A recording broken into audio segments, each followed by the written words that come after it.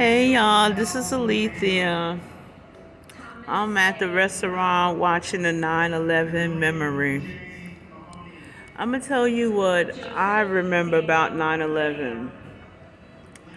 I was gonna go to the World Trade Center with my daughter and her friends,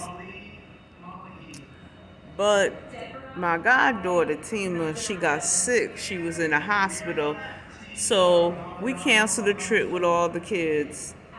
And when I was visiting Tima in the hospital, we saw it unfold, and I just couldn't believe it. I was like, oh my God, we were going to go there because the kids never saw they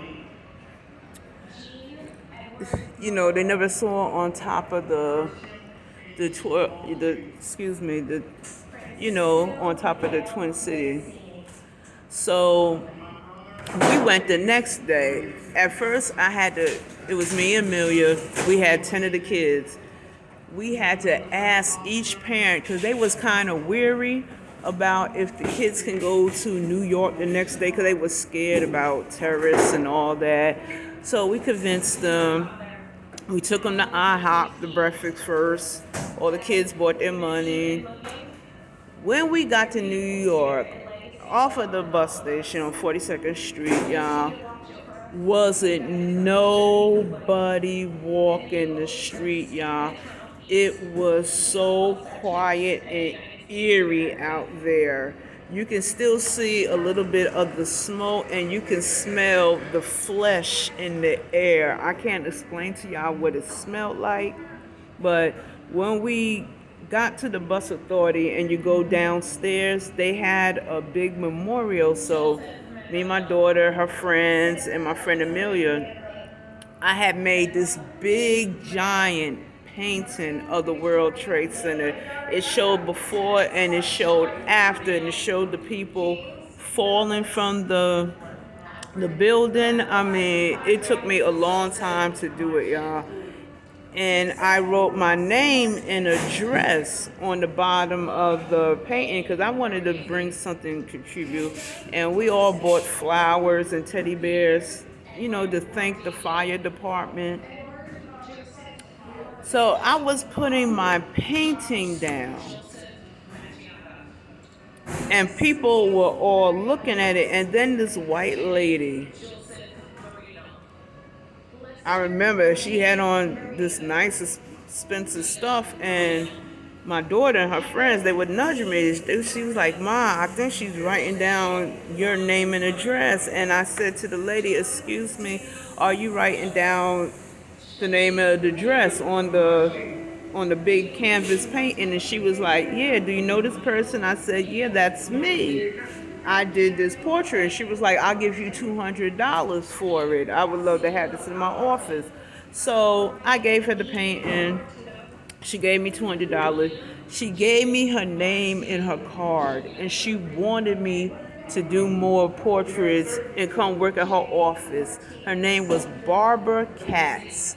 I never forget her name. And like a fool, y'all, I never called this lady, and I let an opportunity go by. That's what hurt me the most because I just love to paint and I love to draw. And I never forget her name. So as we were on 42nd Street. We was all walking up the street past Flamingo. We went to the fire department. It was sad. The fire department people, they were so nice. We gave them the flowers and teddy bears and tell them thank you for the work they doing. I'm telling y'all, it was so empty and quiet in New York. You would have thought it was a ghost town. I mean, you can smell that flesh in the air. I can't explain what it smells like, but it was sad. So as we got to the fire department, and we all gave them their gifts and stuff. The fire department, they were so nice with my daughter and her friends. They let them put on their fire hat and they rode them on the fire truck. And we still got the pictures of them sitting with the firemen. And they showed us this one picture He said of the girl. He said of some child that was on one of the planes. All they had was just left with her was a piece of her arm holding a teddy bear. And when we all saw that picture, I just wanted to cry and throw up. There was nothing left of this child, y'all, but her arm.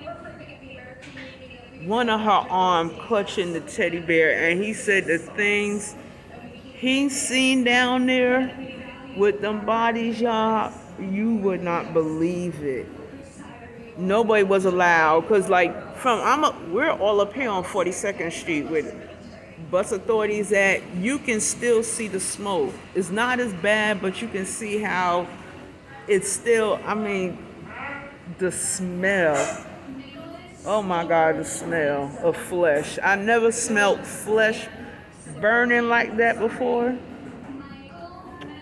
So we went to the movie because nobody was allowed to go down there while they was doing recovery. You couldn't even get close down there. So I remember we got back home. We was on the bus. All of a sudden we smelled smoke.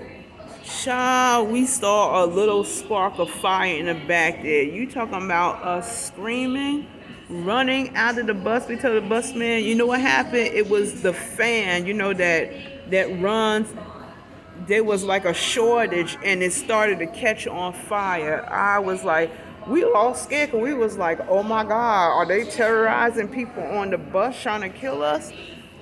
I never forget the memories.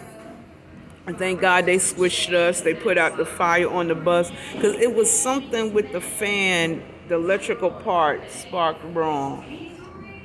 But it was a sad day in New York, y'all. But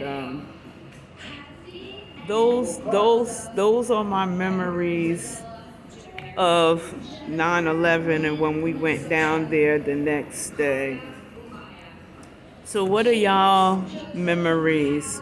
Cause you know what? Cause it was bad. It was like I saw a crow that night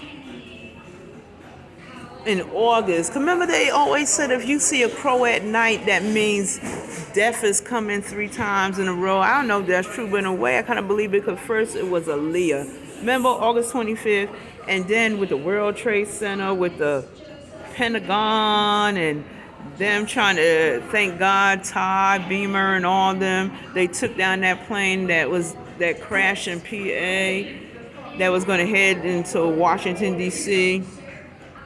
And then another plane crashed. Y'all remember it was a few days after it crashed in some home in New York? So we was like, my God, what else bad will happen? But those are my memories of 9/11. And y'all, I still got the t-shirt they had out there saying never forget 9/11. So y'all have a blessed day and take a moment to think about 20 years. My God, 20 years. Y'all be blessed.